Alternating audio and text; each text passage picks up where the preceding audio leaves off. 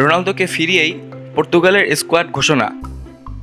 UEFA Nations লিগের group পর্বে পোল্যান্ডের বিপক্ষে 5-1 গোলের রেকর্ড ব্যবধানে জয় তুলে নেয় পর্তুগাল, যেখানে 2টি গোল করেন ক্রিস্টিয়ানো রোনালদো। তবুও তাকে গ্রুপ পর্বের শেষ ম্যাচে ক্রোয়েশিয়ার বিপক্ষে ভোয়াতে রাখেননি কোচ রবার্তো মার্টিনেজ। ওই ম্যাচে তার দলও জেতেননি।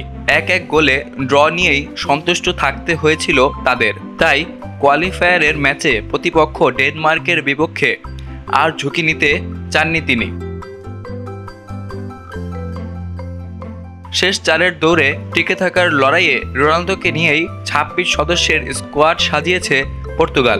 2019 সালের নেশনস লিগের চ্যাম্পিয়ন পর্তুগাল এবার শিরোপার দৌড়ে সেমির টিকিট নিশ্চিত করতে ডেনমার্কের বিপক্ষে প্রথম লেগের ম্যাচ আগামী 21 মার্চ তাদের ঘরের মাটিতে খেলতে যাবে রোনালদোরা।